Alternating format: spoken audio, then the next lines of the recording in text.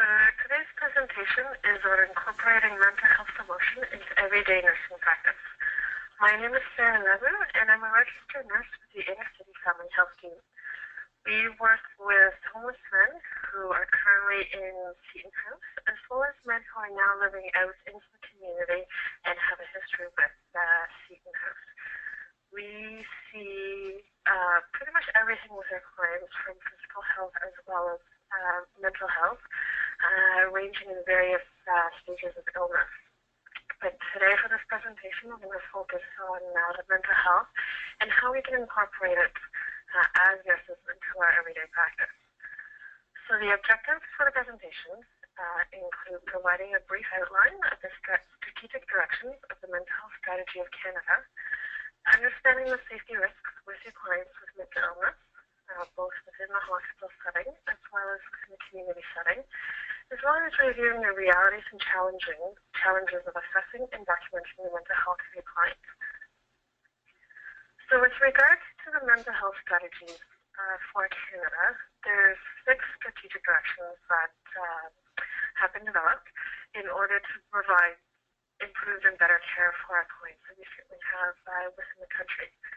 So the first strategic direction is the promotion of mental health across the lifespan of these clients in their homes, schools, and workplaces, and to prevent mental illness and suicide wherever possible. So it's about working towards better care and better involvement from our end as healthcare professionals, and providing the promotion and prevention in everyday settings wherever the impact is greatest. So it's about meeting the clients where they're at and bringing them forward, because every client's going to be at a different stage in their illness and will require different care. The second strategic direction is to foster recovery and well-being for people of all ages who are living with mental health problems and illnesses, and to uphold their rights. So it's about being able to provide the right combination of services and treatments, as well as support for the clients. And by removing the discrimination as well as barriers that will allow the client to fully participate in work, education, as well as the community life. Providing all these aspects will actually provide more holistic care for the client. The third strategic direction is providing access to the right combination of services, treatments, and support for when and where the people need them. So providing a full range of service and treatments, including primary care, community-based care, and specialized mental health services, as well as peer support, supportive housing, education, and employment. So it's not only looking after the specific illness, it's about incorporating all aspects of care through education, through employment and housing, to be able to get the clients out of as much poverty as we can. And then we have strategic direction number 5, which is working with the First Nations, Inuits, and Métis to address their mental health needs and acknowledging their distinct circumstances, rights, and culture. So it's about understanding their approach within their culture with regard to mental health and mental health services that we can provide them, but also respecting their culture and understanding that there are higher incidences of mental health within the First Nations and Inuit as there are in the general population. And we'll go into that a little bit more later on. For the strategic direction number 6, it's mobilizing leadership, improving knowledge, and fostering collaboration at all levels. So working with the government, working with each other, and being able to foster the leadership that's needed in order to develop the care that can be put into place, working with directly with the clients. So this can include building stronger infrastructure, which will also assist in data collection, research, as well as human resource development. So now we go into the safety risks. And this would include safety risks for both the client as well as the nurse. Right now we'll focus on for the client. So when it comes to safety risks, we look at self-harm as well as suicide. So one of the key things you'll want to do is look at history, as well as any physical indicators. So for the physical indicators, it might be any sort of markings on the client, in case, in the off chance they've tried to cut themselves through self-harm or through attempted suicide. And talking with your clients about any sort of history they have of self-harm or suicide, or possibly both. And it might take several discussions over a course of a period of time, or depending on how comfortable the client is, you might actually get the history in one shot. It depends on the client and the type of relationship that you have with the client, to be able to how long it'll take to get the information. But chances are it'll probably come out over a series of visits that you have with your client. So for suicide, specifically, these are just a few definitions with regards to suicide. So the suicide is defined as the voluntary act of killing oneself, which is important in that you want to know sort of this definition in order to talk better with your clients. And then you have suicide attempt, which is a non-fatal and self-inflicted act with the intention of dying. And chances are there might be several suicide attempts prior to the actual suicide itself for some clients. And then you have parasuicide, which is a voluntary attempt at suicide in which the aim is not death, but the acts might be quite similar to that of someone trying to commit suicide. So just looking at the numbers here in Canada, these were measured by the World Health Organization. So in Canada, on average, we have about 15 suicides per 100,000 individuals per year. But again, it depends on the population. For example, the First Nations have about 5 to 6 times more suicide rates than the average Canadian.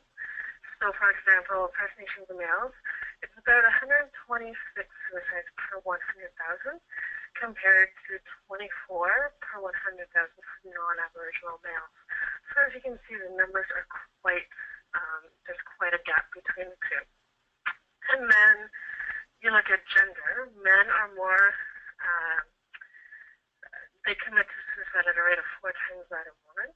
And men tend to also use a more violent approach to suicide. They tend to use methods such as using a gun or possibly hanging themselves, whereas women are more likely to overdose on pills. And when you look at the mental illness or mental health of the individuals who commit suicide, in 90% of the victims, 90% of them will have a diagnosable psychiatric illness. And in some cases, it might not even have been, their illness may not have been diagnosed, but it's certainly there, and it's certainly present in 90% of them. And of course, when you look at the age of the individuals, 24% are between 15 and 24 years old, and then you have 16% among 16 to 44-year-olds. So when you're looking at the safety risks to the self and or to others, certainly in the hospital, there's 2 areas that you want to take a look at. In the hospital as well as in the community. Within the hospital, there's 4 different things that you could be doing in the hospital. You could be observing the clients. If you know that they have a history of self-harming or harming others, keeping an eye on the client, seeing how things are going. You might find that there might be a trigger that escalates the client. So it's about working with the client to de-escalate and to bring down that risk of harm.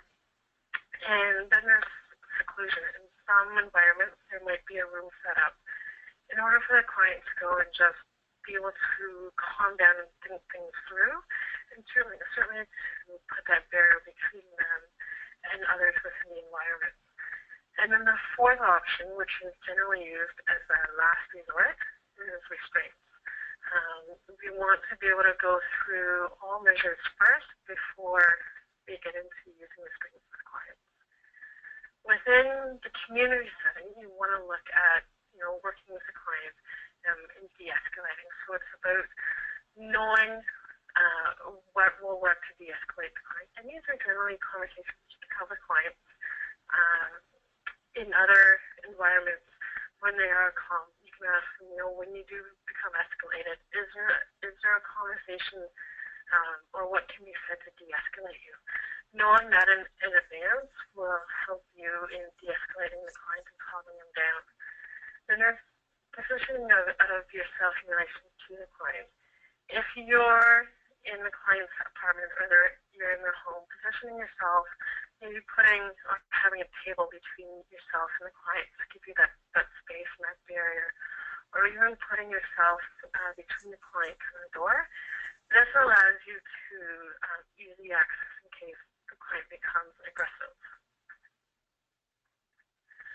So the other thing you have to look at is your own safety during the assessment. You want to keep a safe distance between yourself and the client in case they do become aggressive. The second thing you want to do is keep yourself between the client and the door if you can. This will allow you easy access out into the hallway in case things do go wrong. And then when you're completing home visits, you want to make sure you keep your footwear on because you don't know what kind of things will be lying on the floor. There might be needles, if they use drugs, it could be nails, or any other sharp objects on the floor. And the other thing too is if you do have to leave in a hurry, your footwear is already on. That's not something that you're going to have to worry about in the process of leaving. So when you're assessing your client's mental health, there is a mental health status examination. And so one of the ways you can remember all the topics that you sort of want to go through with the client can be remembered as best pick. So what this is you want to look at the behavior and general appearance of the client, their emotions, their speech, their thought content, their perceptual disturbances, the impulse control, cognition and sensorium, as well as knowledge, insight, and judgment. So we'll go into these briefly over the next few slides. So behavior and general appearance, you want to look at, is the client disheveled? Does their clothing look like? Is it nice and clean? Is it dirty? Are they dressed appropriately for the weather? Is it 30 below outside and are they in shorts and a t-shirt? Or is it 30 above and they're wearing jeans and a sweater? So those are the types of things that you want to look at and make note of. Are they well groomed? Certainly if you know the client well enough and you have a male client and they're generally clean shaven, all of a sudden they show up and are they unshaven, make their face unshaven? How are they presenting? When was the last time that they bathed? Sort of things like that you want to take a look at. The other thing too is, are they looking younger or older than their biological age? Sometimes certainly those with addictions tend to look older than their biological age, and then you sometimes have clients that also look very much younger than their stated age or their biological age. And also, is the person under or overweight? These things will give you a baseline when you first meet with clients, and you might find that one or two of them change over time, and other times it pretty much the behavior and general appearance is maintained over a long period of time. And then you want to note the client's emotions. So you look at the mood and the affect. So the big difference between mood and affect is that mood is what the client states how they feel, whereas the affect is what you as a clinician note in their behavior, in their mannerisms. So it's good to have both of them in there, the mood and the affect, in order to note whether or not they match. If the client could state their mood is perfectly fine or happy, but you could know that they're quite cheerful. In that case, they don't match. So you might want to figure out what, if anything, is going on with the client, but hopefully the mood and the affect do match. So then you also want to look at the client's speech. So you have echolalia, which is the repetition of the interviewer's words, so repeating words that you're saying, as well as aphasia, which is difficulty understanding. The other things you want to look at is the client's rate, rhythm, and volume. So are they soft-spoken? Are they speaking fast? And that type of thing. And, you might find some clients are just always soft-spoken. And that's good to note that in case other clinicians come in, they have an idea as to what to expect and what the baseline for this client is with regards to their speech. Then you want to note thought content and thought process. So are they having obsessions and delusions? And if so, what are they? As well as suicidal thoughts. And certainly, do they have, are the obsessions, delusions, and suicidal thoughts, have they been ongoing for years, or are they something that has just started recently in the last few weeks? So you also want to look at the perceptual disturbances, so things like hallucinations. Are your clients having auditory or visual? So are they hearing voices? Are they seeing things that other people don't hear or don't see? In a rare occasion, you'll have someone that has both auditory and visual, but I find that doesn't happen as often. And usually for auditory, the client can experience one voice, or they can experience multiple, but it's generally on voices of people that they know. It could be close family members, it could be close friends, but it's usually people that they know of or have had in their life at some point. It could be someone that died when the client was a child, or it could be someone who is more in their life more recently. So then you look at the client's impulse control. Do they have the ability to control any impulses that they have? And if so, that would be great. But if not, why? What's compelling them to lose the impulse, to be able to control their impulses? And that's something that's also important. So looking at not only the action, but what leads up to the action, and why does the client lose control to be able to control their impulses, and be able to work with the client over time to be able to control these impulses so they don't do them in the future, or certainly to lessen their effects. So to determine the client's cognition level, as well as sensorium, you're probably going to use the mini mental status exam. And this can be found online. Most of the time you can just type it in, the MMSE, and forms will come up, and you can use these as a method to determine the cognition and the sensorium of the client. And it also provides for a standard measurement in your work. That way you can see the progress of the client through time. And then you have knowledge, insight, and judgment. Now, every client with various illnesses are going to get at different levels of insight and judgment. The insight refers to the extent of the client's awareness of their illness and any associated maladaptive behaviors associated within this illness. Some clients will not have any insight to their illness. Others will have a great level of insight. And then you'll have the guys that fall in between on the scale. And depending on how their insight level is, will determine how you work with the client. And then you also have the judgment level. To identify the possible courses, and judgment level is the ability to identify possible courses of action, anticipate the related consequences, and to choose the appropriate behavior. So you're looking at the client's ability to make good or bad judgment calls, and the effects of, well, if I choose this method, what's going to happen? And again, it's just like insight is on a spectrum. Some clients are going to have better judgment skills than others, and you'll have the ones that fall in between. And depending on where the client is in both their insight and their judgment, it's going to change your care and how you interact with that client. You can have 2 or 3 clients with the same diagnosis, but have very different levels of insight and judgment. So keeping that in mind, your care for each of the clients is going to be slightly different. And certainly how you engage with clients will be different as well. So the final topic we're going to look at is clients' right to access documentation. Now this will probably be different for each of the provinces as well as territories. The information I have here is primarily for Ontario, and certainly here clients have the right to access documentation that pertains to them. So one of the key pieces of information is the personal health information.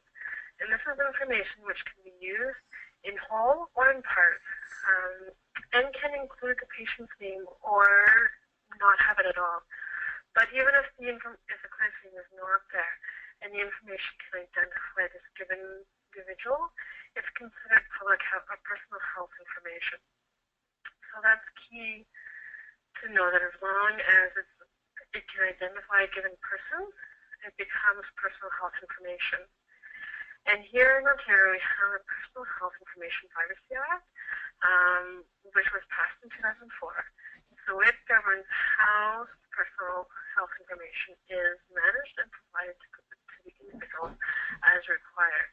And I believe here in Ontario, facilities have up to 30 days to provide the information to the client once they request it. So it's not something that you have to give to them right away, which is important to know. And what's also important to know is if you have a client that has put in a request to access the documentation, going through the documentation with the client, explaining to them what was written and why the terminology that was used.